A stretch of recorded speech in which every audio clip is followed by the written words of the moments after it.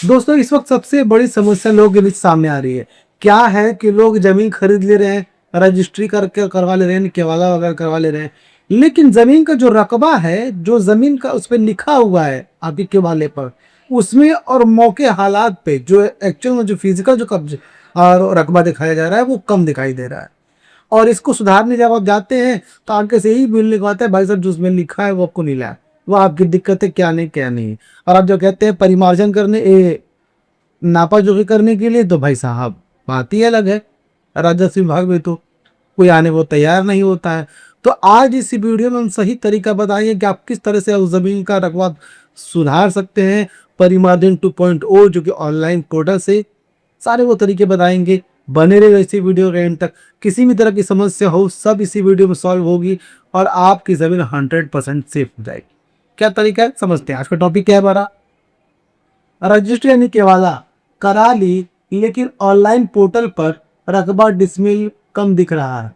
जानिए परिमार्जन 2.0 से 7 दिन में सुधार कराने का कड़ा नियम। यानी ऑनलाइन में आपका रकबा ही कम दिखाई दे रहा है। रकबा कम यानी जमीन की औकात ही कम हो जाएगी, क्योंकि आपने तो रजिस्ट्री पे लिया है मान लीजिए कि 1500 स्क्वायर फीट और आपको दिखाई दे रहा है ऑनलाइन सिर्फ 1300-1200 स्क्वायर फीट। ये जो मिसमैच का जो कॉन्सेप्ट है ये विभाग वाले ही करते हैं। गांधी जी के लिए आप समझ रहे हैं, गांधी जी भाई बात ही अलग है। गांधी जी की पावर रग रग में भरी हुई है लोगों की। वो वाला नहीं कि जब वो जाते थे दांडी वगैरह मार्च करते थे और जो है क्या बोलते हैं आंदोलन करते थे, वो वाला आंदोलन नहीं, ये जेब वाली गांधी है। समझते हैं। पहला क्वेश्चन क्या है हमारा। और हाँ दोस्तों, वीडियो को लाइक और चैनल को सब्सक्राइब करना मत भूलिएगा, क्योंकि ऐसा इन्फॉर्मेशन आपको हमारे अलावा तो कहीं नहीं मिलेगा। क्या है समझते हैं। परिमार्जन 2.0 यानी परिमार्जन पोर्टल से ऑनलाइन आवेदन। अब समझिएगा दोस्तों, परिमार्जन 2.0 से आप ऑनलाइन आवेदन दे करके अपना रकबा कैसे अपनी जो रकबा सुधरवाने की जो प्रक्रिया है वो आप कैसे कर सकते हैं बताते हैं आपको। ध्यान दीजिएगा इसी वीडियो में। क्या पहला, भाई और बहनों, अगर ऑनलाइन रसीद या पोर्टल पर रकबा खाता या खसरा गलत चढ़ गया है तो किसी दलाल को पैसे देने की जरूरत नहीं है। देखिए दोस्तों, अगर ऑनलाइन पोर्टल पर रकबा खसरा खाता कोई भी चीज अगर गलत हो गई है तो किसी भी दलाल वगैरह को पैसे देने की जरूरत नहीं है। आप जमीन की सच्चाई को देख रहे हैं। जमीन की सच्चाई हमेशा पैसे बचाने की कोशिश करता है। जो लोग लाखों रुपए की फीस नहीं करते हैं वो हम सिर्फ और सिर्फ 299 रुपए की फीस के साथ करते हैं। लेकिन यहाँ पे फीस की बात नहीं, ये यहाँ पे बात है वो तरीका था। क्या है समझिएगा तरीका, दलाल वगैरह को भूल जाइए। सीधे राज्य के परिमार्जन 2.0 इन परिमार्जन पोर्टल पर ऑनलाइन आवेदन करो। आवेदन में डिजिटलाइज जमाबंदी में सुधार का विकल्प चुनो। यानी कि आपको सीधा परिमार्जन पोर्टल पर जाना है। परिमार्जन पोर्टल पर जाए क्योंकि आपको डिजिटलाइज चुनना है। डिजिटलाइज जमाबंदी के सुधार विकल्प को चुनो और अपने मूल केवाला या पुराने खतियान की साफ कॉपी अटैच करो। और आपके जो आपका जो मूल खतियान केवाला है उसकी साफ कॉपी, साफ सुथरी कॉपी स्कैन करके उस पर अटैच करवाइए। आपकी प्रक्रिया शुरू हो जाएगी 7 दिनों के भीतर। अब उस प्रक्रिया पर आते हैं जो कि बड़े बड़े अधिकारी करते हैं, जो परेशान करते हैं जिस प्रक्रिया से। और हाँ दोस्तों, आपकी भी किसी तरह की समस्या हो, प्रॉपर्टी से रिलेटेड कोई भी समस्या हो, कितनी भी बड़ी समस्या हो, किसी ने आपकी जमीन पर कब्जा किया हो, आपका केस बहुत लंबा खींच रहा है, वकील खींच रहा है लंबा, और आपको बस पैसे कमाने की मशीन बना करके रखा है, उसके लिए आपका हक नहीं मिल रहा हो, किसी ने कब्जा किया हो, छोड़ नहीं रहा हो, किराएदार जमीन से रिलेटेड कोई भी समस्या हो, या फिर केवाला क्यों ना बनवा रहा हो, नया पुराना केवाला मिल नहीं रहा है, बनवाना क्यों ना हो, घबराने की कोई जरूरत नहीं। जमीन की सच्चाई आपके साथ हमेशा खड़ा रहेगा। आपको अपनी जमीन आपको दिला करके रहेगा। आपका जो हक है वो आपको सुरक्षित करके रहेगा आपके लिए। बदले में जो हमारी फीस है वो देनी होगी। हमारी फीस है सिर्फ और सिर्फ जो कि कंसल्टिंग फीस है 299 रुपये। और स्क्रीन पे देखिए जो व्हाट्सअप नंबर दिखाई दे रहा है, इसी पे आप व्हाट्सअप कीजिए। सिर्फ और सिर्फ व्हाट्सअप करना, कॉल इन नंबर लगेगा ही नहीं। व्हाट्सअप कीजिए, लिख कर मैसेज कीजिए ताकि डेटा सेफ रखने में बेहतर रहेगा। क्योंकि भाई साहब एक दिन में तकरीबन 1200 से 1500 मैसेजेस आते हैं, मुझे जवाब देते देते सुबह के 3 बज जाते हैं। तो प्लीज़ आप मुझे व्हाट्सएप की जो परेशानी है उसके आप निवारण दीजिए, और आपको 100% निवारण मिलेगा ही हमारे यहाँ। याद रखिएगा, ज़मीन की सच्चाई सिर्फ आम आदमी के बारे में सोचता है, बाकी सरकार माने कुछ नहीं। दूसरा हमारा क्वेश्चन है साक्ष्य दस्तावेज यानी कि एविडेंस डॉक्यूमेंट का कड़ा सबूत। अब जो डॉक्यूमेंट है उसके आधार का जो कड़ा सबूत है वो क्या है, क्योंकि डॉक्यूमेंट ज़्यादा मायने रखते हैं। इस सरकार में, सरकार क्या, कानून के मामले में डॉक्यूमेंट सबसे ज़्यादा ही मायने रखते हैं, और डॉक्यूमेंट में जो है तो वही है, जो नहीं है तो वो नहीं है। मतलब परिमार्जन रिजेक्ट ना हो तो इसके लिए क्या लगाएं, केवल आवेदन से काम नहीं चलेगा। देखिए दोस्तों, सबसे बड़ी समस्या याद आती है कि परिमार्जन की जब आप जो है आवेदन करते हैं तो बहुत ज़्यादा रिजेक्ट हो जाते हैं, और इसके लिए क्या है कि आपको सिर्फ आवेदन देकर काम नहीं चलेगा, और सिर्फ आवेदन से काम चलेगा भी नहीं। क्या नियम है समझते हैं। आवेदन के साथ अपना मूल केवाला, पुरानी लगान रसीद और स्व घोषणा पत्र यानी एफिडेविट लगाओ।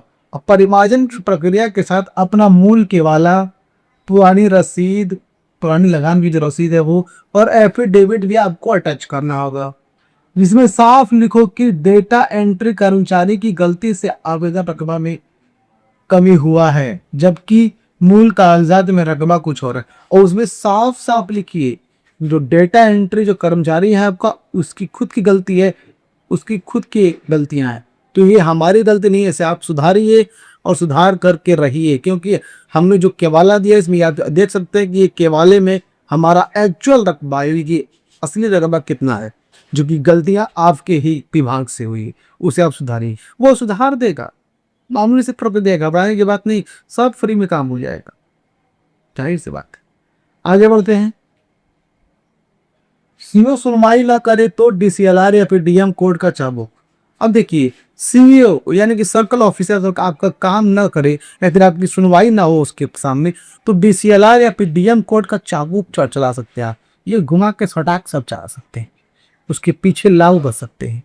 क्या है नियम समझते हैं।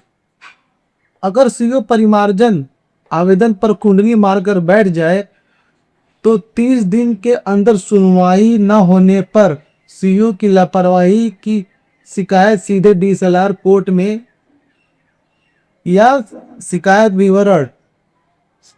निवारण पीजीआरओ में ठोक दो।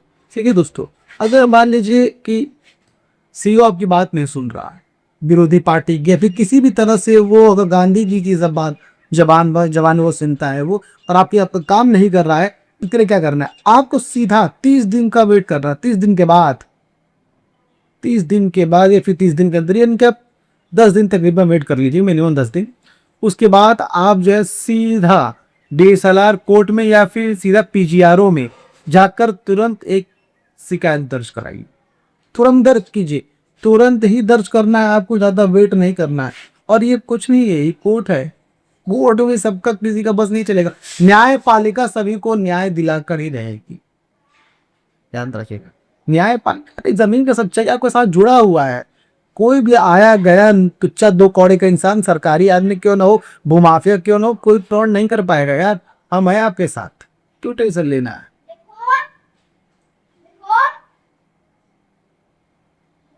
डीएसएलआर कोर्ट के आदेश पर अचल कर्मचारी को 7 दिन के अंदर ऑनलाइन रिकॉर्ड सुधार कर नया रसीद जारी करना पड़ेगा। और डीएसएलआर कोर्ट के आदेश पर उस कर्मचारी को, राजस्व विभाग के कर्मचारी को तुरंत 7 दिनों के भीतर वो सुधार करना ही पड़ेगा, जिसके लिए वो मोटी रकम मांग रहा था।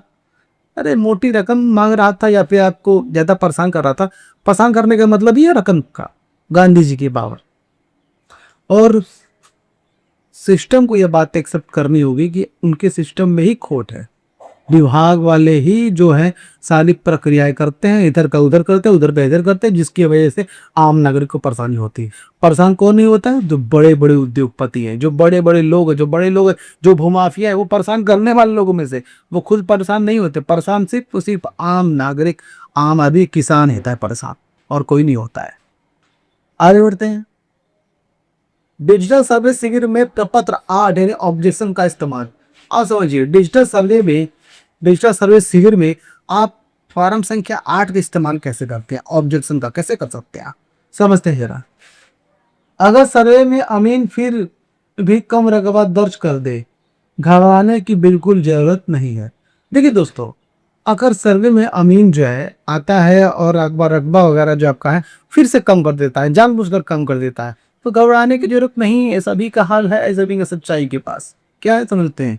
जैसे ही सर्वे का ड्राफ्ट यानी खाना पूरी बाहर आए, ये ड्राफ्ट जहां भी बाहर आपको दिखे, पत्र उसका जहां भी दिखे, तुरंत अचल शिविर में फॉर्म संख्या 8 यानी आपत्ति जमा करके अपनी आपत्ति दर्ज कराओ।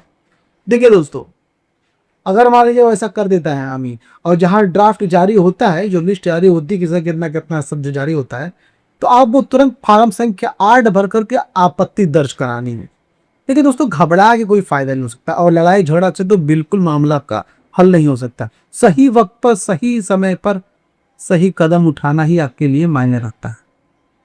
किया भैया, उसके बिना कोई काम नहीं चलेगा। और अपने मूल केवाला के दम पर ड्राफ्ट खतियान में पूरा रकबा दर्ज कराओ, और अपने मूल केवाले के दम पर आप जो है अपना जो भी गलती हुआ है वो ऑनलाइन प्रक्रिया सुधरवा सकते हैं। याद रखिएगा, डॉक्यूमेंट ज़्यादा मायने रखते हैं। ऑनलाइन में जो गलती हुई तो हुई, लेकिन अगर आपके ओरिजिनल जो डॉक्यूमेंट है वो अगर साक्ष्य अगर सही है, तो आपकी ज़मीन आपकी प्रॉपर्टी कोई भी अलग से हड़प नहीं सकता, या फिर कोई भी छुपा नहीं सकता।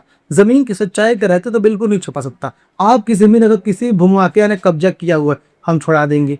आपका हक नहीं मिल रहा है, दादा परदादाओं की ज़मीन है, आपके भाइयों ने हड़पी हुई है, बेच दिया है, वो हम दिलवा देंगे। अगर बेच दिए तो उसके पैसे भी दिलवा देंगे। सारे तरीके हमारे पास है। आप बहन है, आपके परिवार, आपके मायके से आपका हिस्सा नहीं मिल रहा है, वो भी मिल जाएगा। आप इंडियन है, विदेश में बैठे हुए हैं, इंडियन प्रॉपर्टी आपकी, किसी ने आपकी प्रॉपर्टी को हड़प रखा, किसी की तरह की परेशानी है, घबराने की जरूरत नहीं। जमीन की सच्चाई आपके साथ है। यहाँ तक अगर आप इंडिया के हैं, विदेश में अगर प्रॉपर्टी आपकी है, वहाँ ही परेशानी है, तो उसके लिए भी हमें बताइए। यानी किसी भी तरह की परेशानी हो, बस प्रॉपर्टी से रिलेटेड कोई भी समस्या, किसी भी तरह की कितना ही बड़ी समस्या क्यों ना हो, सभी चीज़ों का समाधान है। दिए गए नंबरों पर आप व्हाट्सएप कीजिए, बदले में अपना समाधान पाएंगे। हाँ, जो हमारी फीस है वो तो आपको देनी होगी, जो कि बहुत ही छोटी और मामूली सी फीस है, 299 रुपये। ये इतनी फीस इतनी छोटी कब इसलिए रखी गई है, ताकि हमारी जो कंसल्टिंग जो फीस है 299 रुपये, वो एक झाड़ू मारने वाला भी दे सके और एक मर्सिडीज चलाने वाला भी दे सके। इसलिए फीस सबके लिए एक बराबर रखी गई। ठीक है दोस्तों, अब ये वीडियो कैसा लगा? अगर आपको ये वीडियो अच्छा लगा तो वीडियो को लाइक कीजिए, चैनल को सब्सक्राइब कीजिए, और इस वीडियो को ज़्यादा से ज़्यादा लोगों तक शेयर कीजिए, ताकि सभी लोग को यह बातें पता चल सके कि जमीन की सच्चाई किस हद तक लोगों की मदद करता है। ये बातें सबको पता होनी जरूरी दोस्तों। फिर मिलेंगे किसी नए वीडियो में, किसी नए टॉपिक की तरफ। तब तक हमें दीजिए इजाजत। जय हिंद दोस्तों।